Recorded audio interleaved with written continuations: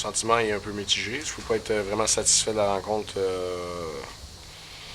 Je pense qu'on a joué peut-être 20-25 minutes dans tout le match, donc c'est un peu dommage avec un match de cette importance, mais c'est comme ça, quoi. C'est un match en revenant de Noël.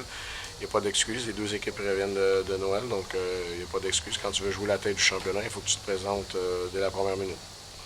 Ouais, comment vous l'expliquez? Il y a eu une période d'observation que vous regrettez?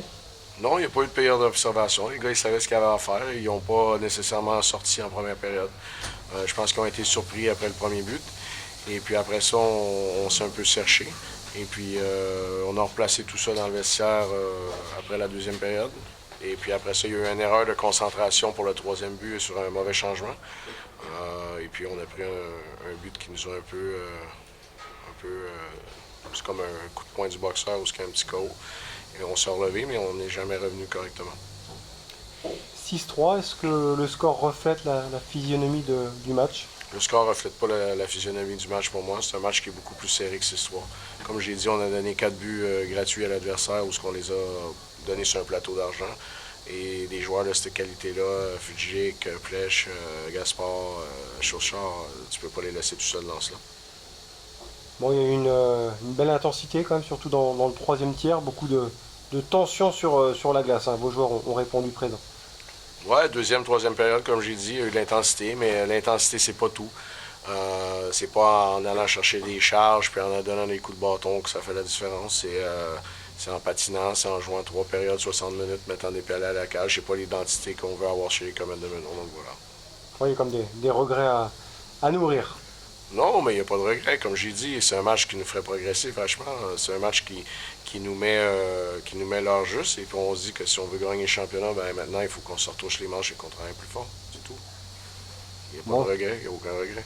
les playoffs arrivent rapidement. Bon, votre chance, c'est qu'Épinal ne souhaite pas monter. Ça laisse des ouvertures.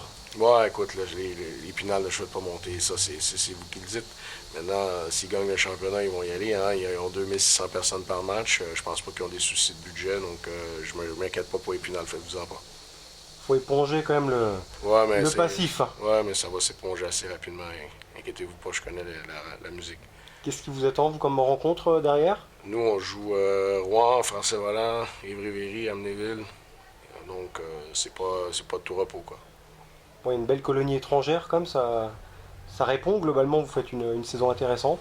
On fait une saison intéressante, on a une très belle équipe, mais la saison intéressante, elle peut se gaspiller à en perdre en première ronde. Ça peut vite se terminer. J'ai l'expérience de la D1, je sais comment ce que c'est. Même quand tu finis premier, tu perds au premier tour. C'est arrivé 2 ans à Briançon avant de gagner le titre, donc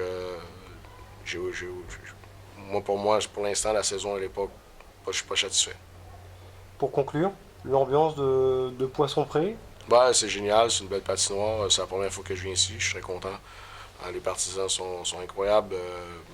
Même vous avez une très bonne équipe et puis je suis très choyé de pouvoir avoir coaché dans cette patinoire.